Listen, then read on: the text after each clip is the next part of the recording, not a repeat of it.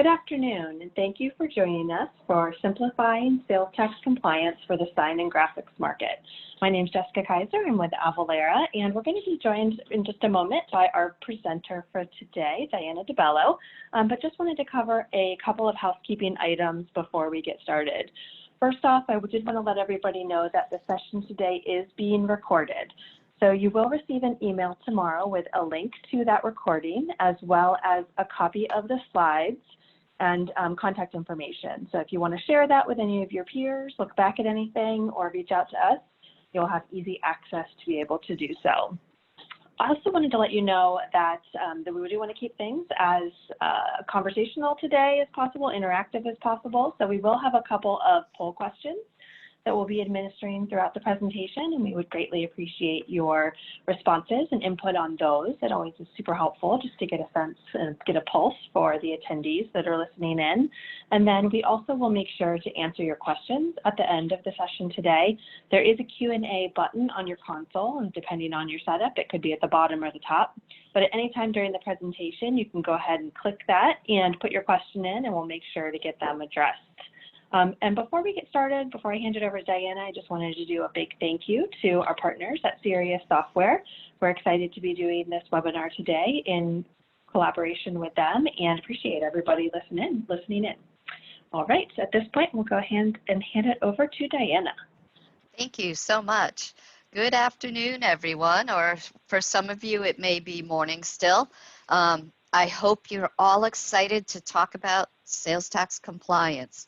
I'm Diana DeBello. I am a solution consultant here at Avalara, and today I'm going to give you some information about Avalara to start, but we'll go over an agenda after this and talk to you a little bit about the needs and concerns for sales and use tax today. So Avalara was founded back in 2004 to tackle the problem of sales tax, and we now serve more than 30,000 customers, and we have 700 pre-built integrations. We know a lot about tax. So there's been, Avalara's been a great company for growth over the years. I've been in this industry for about 25 years. I've worked for other companies that compete with Avalara. I have to say that Avalara has really done a lot in the area of sales and use tax with great software solutions and meeting the needs of business. All right, our agenda for today. We're going to talk about 2019 in review. There was a lot of changes in the tax landscape for indirect taxes in 2019. And then we're going to talk about the impact of the economic nexus laws, and then why tax compliance matters, why it's important to businesses when it wasn't necessarily important before, and how Avalara and Cyrious can help. And then finally, we have some additional resources for you to take away so that you can find out more about the products and find out more about some of the things that are developing in the industry right now. And then, of course, I'm going to give you plenty of time for Q&A. So what happened in 2019? Let's look at some of the tax law changes. It was a continuation of what occurred in 2018. There was an economic nexus wave that was a result of South Dakota versus Wayfair case decision. Now that was a US Supreme Court decision that was handed down in June of 2018, and it led to several changes. It required out-of-state businesses with a certain amount of economic activity in the state to collect and remit sales taxes. This was a very huge shift in our industry. 21 states have since adopted Nexus. That was by December of 2018. And a year later, here in June, 43 states have adopted an economic nexus threshold. There's still 2 states that are holding out to impose an economic threshold, and that would be Missouri and Florida. But they do have laws under consideration. The Wayfair case also impacted tax obligations for marketplaces. So I'm not sure if you utilize marketplaces a lot, like Amazon, like eBay, Jet. There's a number of them out there. So these marketplaces, the states require, 7 states had marketplace facilitator laws by December of last year, to 2018, that requires the marketplace facilitators to collect sales tax on behalf of their sellers. So every little crafty person that's putting stuff up on Etsy, Etsy now has to collect tax from those sales on behalf of that person that's crocheting blankets or Afghans. 36 states have marketplace facilitator laws as of January 1st of this year. So this is definitely a big shift, and is definitely getting the states a lot more tax than they previously got from these marketplace facilitators.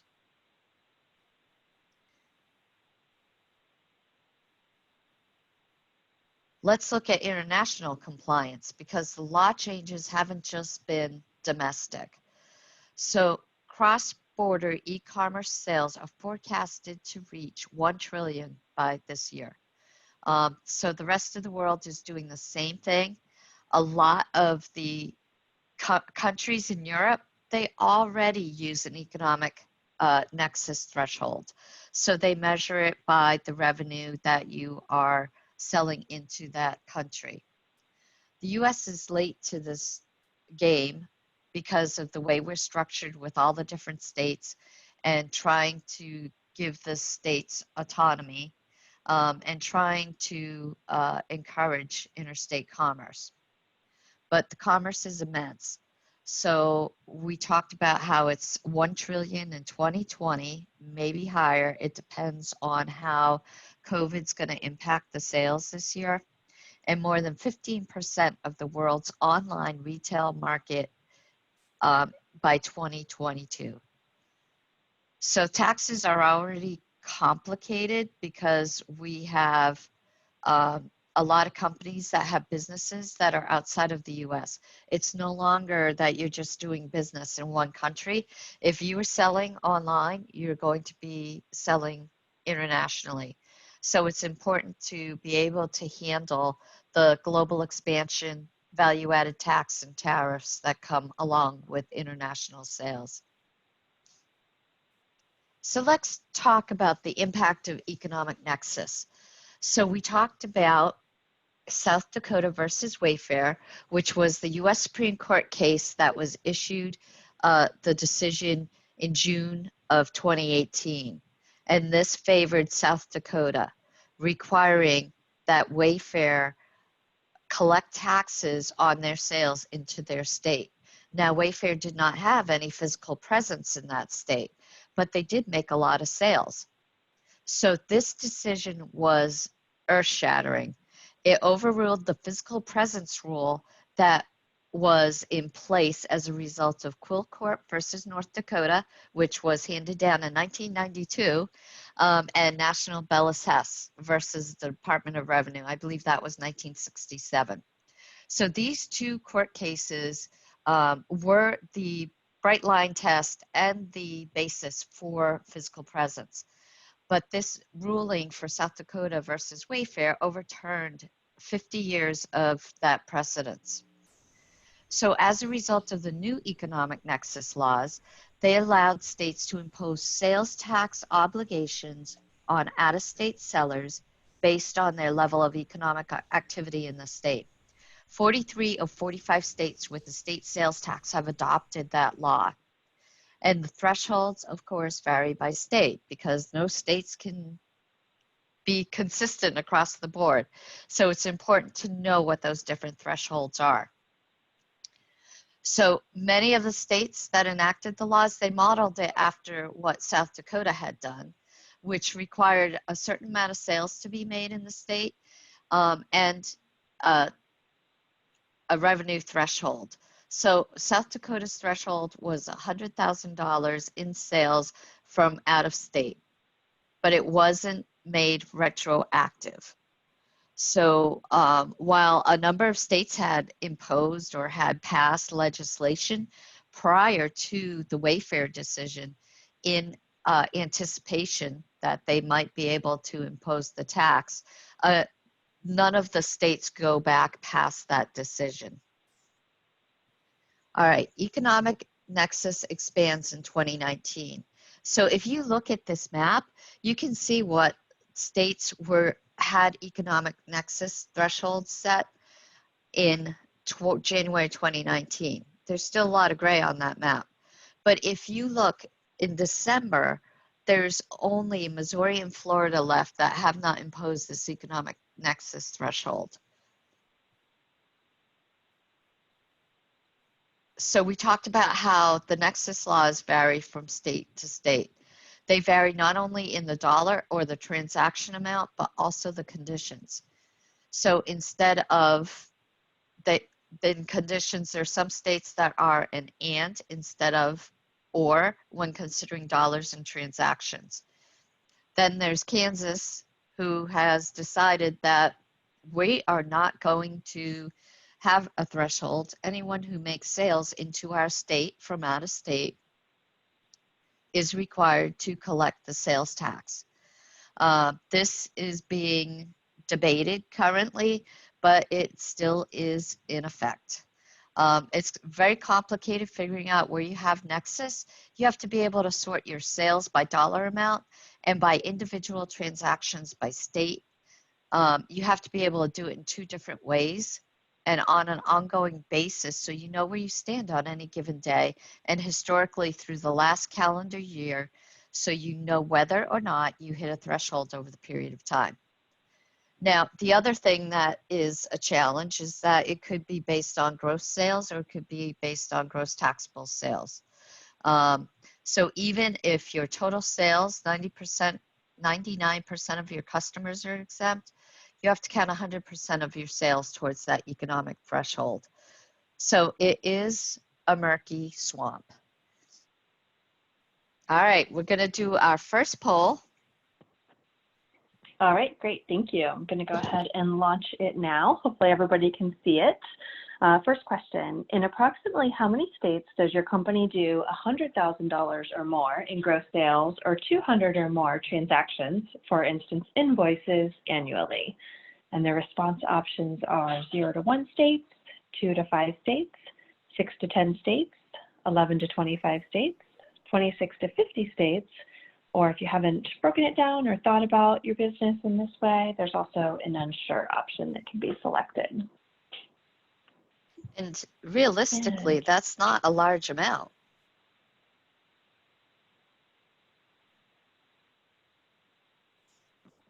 And we're still seeing some responses coming in. We'll give everybody a couple more seconds and plan to show the results in 5, 4, 3, 2, 1. Okay, I'm going to go ahead and end. And so largest percentage of this group, 55% are only operating at that volume in 0 to 1 states. The next largest percentage is 23% in 2 to 5 states. And then smaller groups, 5% and 9% respectively in 6 to 10 states and 11 to 25 states. All right, Great. very interesting. Thank you for participating. Thank you, everyone. Diana. Great. Thank you. All right. So, evaluating Nexus. We talked about the economic threshold, but the physical presence test is still there. So I've been dealing with clients over the past few years who think, okay, well now there's this economic nexus threshold. I'm going to come, I'm going to start collecting the tax. But when we look at their activities, we find out that they actually had physical presence. So physical presence is still valid and it's important for businesses to be aware of. The other thing to take into consideration is that the look back period is going to go back and precede the US Supreme Court case if you have physical nexus. So it comes from being physically in the state.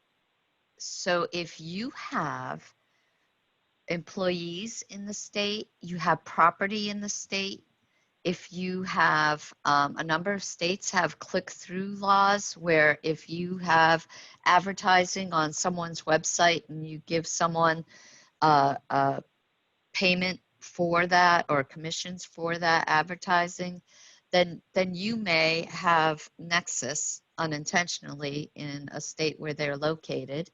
Affiliate, so it's important to look at your contracts with your partners to see if somehow they are creating Nexus for you. Again, the economic Nexus and then marketplace. Nexus is one of my favorite topics. The last time I did a webinar, I kind of went and talked about it too long. So let's move on to the marketplace sellers laws. So the states are now using it and pointing to the marketplace as a seller. So it doesn't make any difference who owns the products or services being sold on that marketplace. Like I mentioned, the crafter on Etsy. This affects individual sellers because it complicates things. If a small seller is selling on their own website with no marketplaces, they do not have to collect the sales tax there if they don't exceed any thresholds. But if a marketplace is facilitating that seller's sales and the marketplace has exceeded threshold themselves, sales tax will be collected. It gives the states a collection mechanism for the smaller sellers. There's a lot of complexity in this, and as a smaller seller, you would need to keep track of all the sales you make through all your marketplace avenues in every state and include those sales in your totals. If you go above the threshold with all sales combined, you should have a sales tax license and collect on any uncollected sales tax. You can see the map on this slide. One of the complications about this map is that it's not the same map you saw for Wayfair. So there are states that have not adopted marketplace facilitator laws, but might in the future. So it's very important to track your sales avenues separately and track which states have the law and which states do not. Keep track of which marketplace you're selling through, because some collect the tax on your behalf and some may just calculate the tax and you have to remit it. So it's really important to understand how those marketplaces can impact your business. And I did get a question that popped in here about part-time employees counting towards Nexus. So that, I have to give you the disclaimer that I am not an attorney or a CPA, so I can't give you any legal tax advice, but having that physical presence in a jurisdiction repeatedly may create a nexus. So it's important to check the state statutes for that, and that's a great question. Those are things that companies oftentimes think about, and then it turns up under audit that they do have a physical presence. So it's always good to check the state statutes and then check to see what activity you have in that state. So why does tax compliance matter? So let's look at this a little bit. States rely on sales revenue. Believe it or not, sales tax makes up 47% of total state revenue. That's crazy. That's a lot of sales tax, and that is a lot that the states depend on for all of the consumers to fill their coffers with. So almost 50% of their total revenues. And while the economy grows, the state sales tax collection lags and billions can be lost from uncollecting tax. So the states have already started to revise their revenue projections as a result of COVID-19. Per the NCSL, of the states that have reported their revisions so far, the declines range from 5% to nearly 20% of their revenues. That's a big hit to their revenue, and they already have struggles with their budgets. So it's going to be interesting because the states are looking for ways to increase revenue and collections, which includes changing the laws to tighten the nexus obligations and putting pressure on businesses in the form of increased audits. They're going to try and make up that difference. And economic nexus is one of those ways that they can get to more revenue. The marketplace dynamics that are increasing tax compliance complexity. There's a lot of things that come into the tax environment.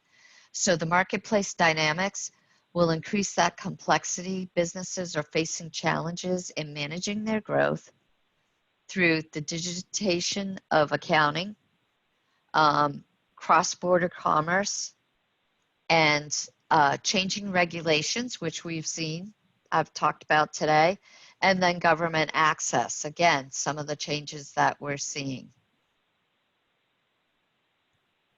In managing growth, Avalara's customers are facing challenges when growing their business. They're opening new sales channels, so nobody just does POS or point of sale sales anymore or phone sales anymore. Everyone does e-commerce. A lot of companies use facilitators and a lot of companies use 3PLs. So there's a lot of ways that companies are trying to expand their business. And because of the global economy shifting from manual to digital, there's new options for real-time or live reporting of financial transactions. There's new technologies. There's a lot of artificial intelligence going on out there and machine learning, which allows to automate a lot of business processes that were manual previously. We talked about cross-border commerce and the global economy. So this is important for companies and things you need to take into consideration, and it requires a lot of real-time or near real-time reporting, especially in the international environment. And we talked a lot about the changing regulations and government actions. So compliance is not optional. We talked about how the states need to fill their coffers. So sales tax is a huge part of their revenues. Billions in uncollected sales tax revenue from e-commerce. And then the states are implementing new laws to expand their reach. So they have the economic thresholds, they have the marketplace laws, and they have use tax reporting laws, which can really assist them in getting information on consumers in their state. And what tax challenges come from that is that companies are adding new geographies and products. They're implementing ERP, e-commerce, or other business applications. And then there's a lot of acquisitions going on in the business world. And then any change in staff is going to cause a change in a lot of the processes. And then last but not least is the sales tax audit. So one of our clients had this quote, any efforts spent on sales and use tax compliance and related activities are non-revenue generating. So as I like to say it, when you collect sales tax, it is a pass-through tax. So you're collecting it from your customer. If you don't collect it and you are found under audit to be exposed and you have to pay the tax, the penalties, and the interest. So you get stuck footing the bill for that tax. So it's important to know that that's going to hit your bottom line. So doing it right the first time really eliminates a lot of heartache on the back end. And in my consulting experience, there's been a lot of heartache for a lot of companies. I've seen companies say, you know, we might have to go out of business because we didn't do this the right way. And that really gives me passion for what I do today. When must businesses collect sales tax? So this is one of my favorite topics is Nexus. We've been talking about it a lot. So this is what defines when you need to collect the tax. So Nexus is the connection that establishes a business obligation to collect and remit tax. Until that exists, the taxing jurisdiction can't impose the tax, the requirement, collection requirement on a business. But there are a lot of business activities that can create Nexus, as we talked about previously. For sign and graphics companies, a Nexus triggering event could be having installers in a state without physical presence. So it's always important to understand the different types of activities you have. If you have employees in that state, if you have leased equipment in that state, if you license, royalties, fees, there's so many different ways that could create that physical nexus. It's important to really understand that so that you are not exposed.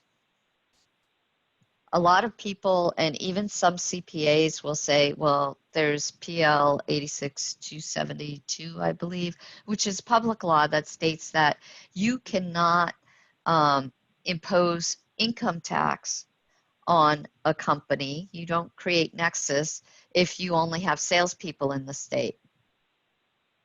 That doesn't apply to sales tax. So a lot of people are misguided by their trusted advisors into not registering to collect the sales tax because they follow that public law. All right, we're going to have, before we have poll number 2, I have a question here. It says field sales and service staff. How about part-time graphic artists? So that's an important thing to evaluate on a state-by-state basis. If you have a physical presence in that state, I'm not sure that the states all define what type of role that is. I have heard some states say if you have a salesperson in that state, then we're not going to require you to collect, but that is just one person calling one state. It's important to do a true Nexus study in order to evaluate where that exposure exists. Okay, you want to take the poll, Jessica? All right, sounds good. Go ahead and launch it now. So second question, how much urgency do you feel to implement an automated sales and use tax compliance solution? Option 1, I feel the pain, I need it now. Option 2, it's on my to-do list, so I have other priorities that are more pressing. Option 3, it isn't on my radar screen. Or option 4, I'm already a tax automation pro. So obviously Diana's been sharing a lot of information today, and some of you have probably thought about this more than others before jumping on the call today. So it's just always helpful to get a kind of a sense where everybody is in addressing sales tax and how big of an issue it is for your business. So give everybody a couple more seconds to jump in and pick the option that's the best fit. And we'll go ahead and plan on closing in 5, 4, 3, 2, 1. Okay. So sharing the results. So largest percentage, it's on my to-do list. I have other priorities that are more pressing at 40%. Not surprising. We hear that quite a bit. Yep. Second largest is it isn't on my radar screen, 30%. So some people are just kind of starting to think about this, and actually 20%, well, I feel the pain, I need it now. So thank you. Appreciate that. Diana, back to you. All right. Thank you so much. So how can Avalara and Cyrious help you? So what I'm going to show you is a diagram of the way the systems work together to make it a smooth process that will ensure that you have the tools necessary to always get the tax rate. So this is your system, your Cyrious software, and it's connected to AvaTax, and all your transaction info goes to AvaTax. We'll return a tax amount back to Cyrious, so you have it there for your invoices or your billing, and then your customer info can go to Cert Capture, and you can manage your exempt customers. So if you have a lot of exempt customers who give you resale certificates, say, they have different expiration periods by state. There are different types for different types of exemptions. So a nonprofit or an exempt org doesn't have the same form as a manufacturing company. And it varies wildly by state. I think Louisiana has 21 different types of exemption certificates. So Cert Capture can help you manage all of that. So that information can send requests to your customers so they can fill out the certificate and sign it right there online. It makes it so easy and smooth. And then all of that calculation data that we capture as we're doing the processing goes to the returns. And then we'll file the returns on your behalf to the government. So it's a great full cycle that ensures that things are getting done correctly. In addition to that, we are actively engaged in the SST program, the Streamlined Sales Tax. So we're monitoring everything that they are doing all the time so that we can ensure we're compliant with all their rules. So we are a certified service provider. So that means that we are certified to facilitate the SST program in the states that are members. And our tax compliance suite covers all those steps necessary. So one of the things that is most challenging, and depending on the states that you do business in, this is going to be more problematic, is identifying what the jurisdiction boundary is. So the zip code or the postal service wasn't designed to manage political jurisdictional boundaries. It was managed to deliver the mail. So you can see here that this building here is taxed at 4.75%. And this building here is taxed at 9.25%. They're right next to each other on the same street. But because of the different jurisdiction boundaries that exist, they are going to have that different rate. So you can see the green and the gray. And look at this guy here. He's green too. So it's something to really consider when you're doing business in states that have local taxes. The sub-second challenge. So this is what happens every time a call is made to AvaTax. And it happens in a fraction of a second. So we validate that and correct that address. We source the rules. So some states have origin-based tax versus destination. So we'll assign the correct jurisdiction. We'll apply any tax rules or regulations based on the products or based on exemptions or whatever you have. And then we have our exception status. Then we identify the product taxability. So if you are selling, say, food items in a state that exempts them or clothing items, then we look at those rules. There's some crazy rules out there.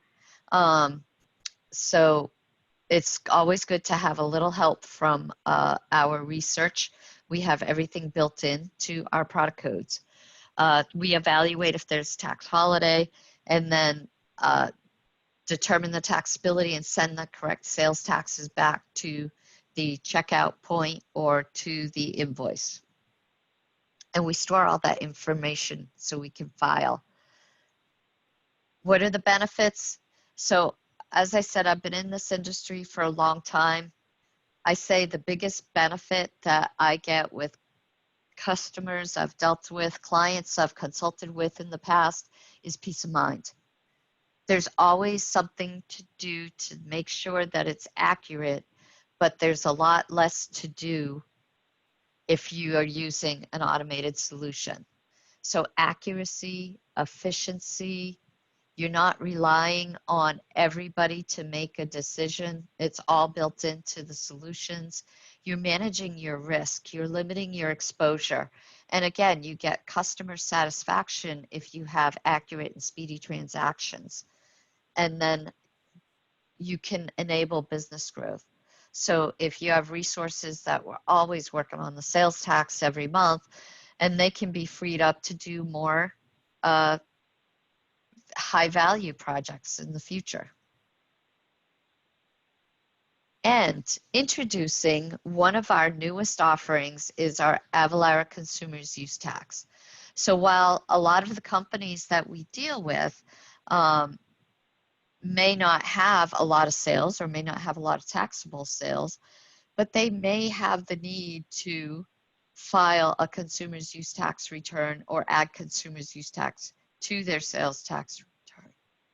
So one of the reasons why you would be looking at consumer's use tax is it's the tax that's owed by a buyer when they are not taxed at the full amount or on a purchase by the seller. So if you have an out-of-state vendor who did not collect any or all of your owed tax, then you are required to accrue that tax and pay it. If the purchase was originally put into inventory, it was going to be resold, but you withdrew it from that inventory, then you need to accrue a use tax on that. If it was purchased in one jurisdiction and put into service into another, you need to accrue some use tax on that. So we have this great new use tax product that will assist you in that process of evaluating different things. One of the other things that's really a driver for this product is a lot of companies use software, and they use software that is used on computers in multiple jurisdictions. So they have to allocate that tax liability to multiple places of use or multiple points of use. So this is where the Avalara consumer use tax solution can help you. Excuse me. And we have our additional resources here. So I'm just going to go through these. And the free sales tax services for qualifying companies. So I mentioned that the streamlined sales tax, we are a certified service provider. You can obtain free sales tax services for up to 24 states if you free registrations, free tax calculations, free returns, the preparation and filing, audit assistance and response, uniform definitions and rules, and one registration identification number. So we do facilitate that. So if you feel that you would qualify for the SST, you can check it out here and we can assist you. And then, of course, there's been a lot of information about the COVID-19 tax relief. So there have been tax cuts. There have been, like in the state of Pennsylvania, they eliminated the prepayment during the pandemic. So there's a lot of different rules and filing changes that are going on as a result of the pandemic. So you have all of these resources here to assist you with that. And then here we have a promotion that's running through the end of this month to get 3 months of sales tax automation at no cost and make no payments for 90 days when you add the Premier Cloud-Based Tax Compliance Suite to your financial and commerce system. So you sign up for 12 months, and then you can get that three months free. So it's a great offer. You should check it out. And then just some final thoughts on why use Avalara. We have over 700 pre-built integrations to widely used ERPs. We are designed for the growing global market. So when your business is ready to go international, we can be right there with you. We have processed 9.5 billion tax engine calls. 36.2 billion returns have been processed, and 18 million tax documents, such as exemption certificates, are managed. So we've been through a lot with our transactions.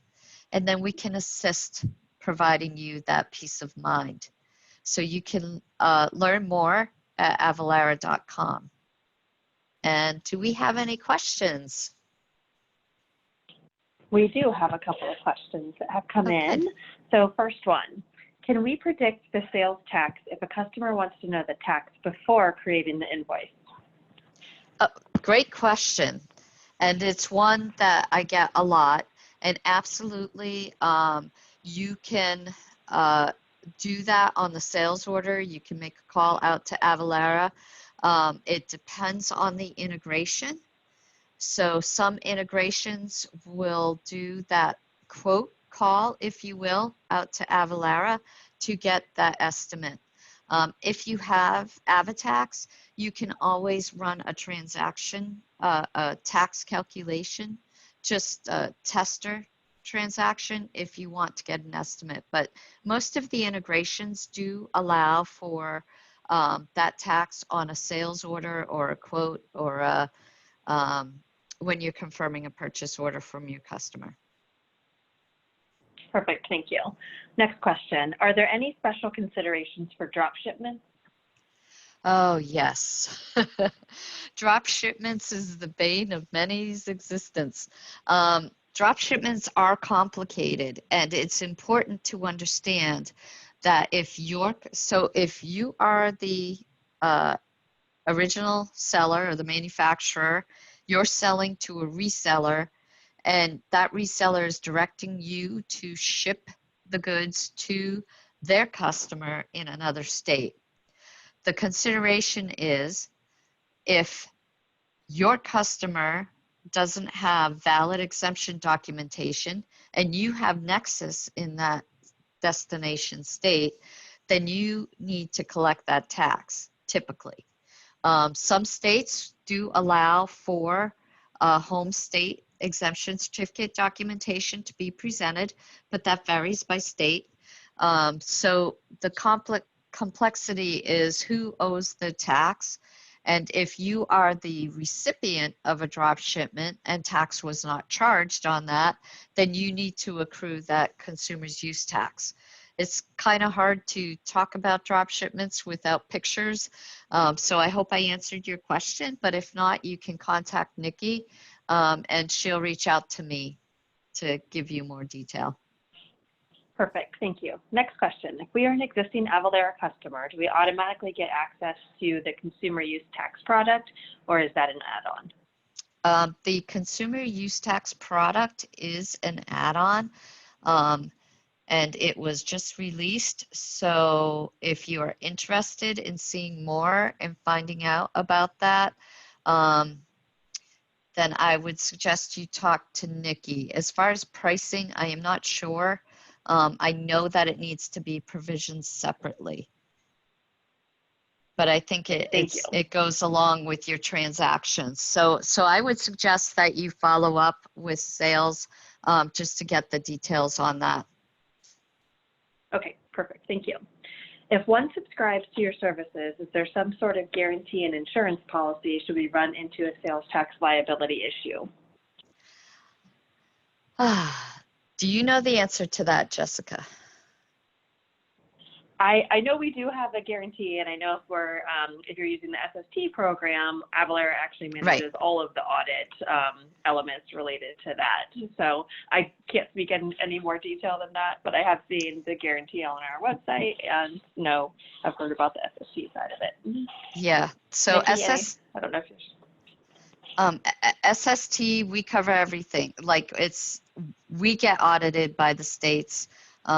We have to meet the SST requirements. So as long as there is no intentional fraud or anything on the part of the customer or on the part of the business, then yeah, you're not going to have any issues with SST. I do know we have a guarantee, but I don't know what the terms and conditions are of that. So. Thank you. Yep, that's helpful. And it is on our website. Should anybody want to look into that in more detail, we can certainly provide follow-up on that. How bad is it to wait for them to find me if we may have Nexus but do not register? So waiting for them to find you is a dangerous game of roulette. So the best thing to do is if you have Nexus and you think you have a substantial amount of liability, the best thing to do is to find, and we do have resources to assist you with this, someone to do an analysis of your exposure and perform what's called a voluntary disclosure agreement with the state.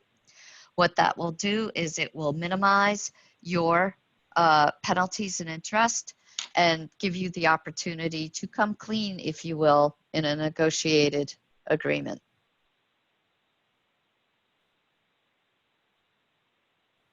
Perfect, thank you.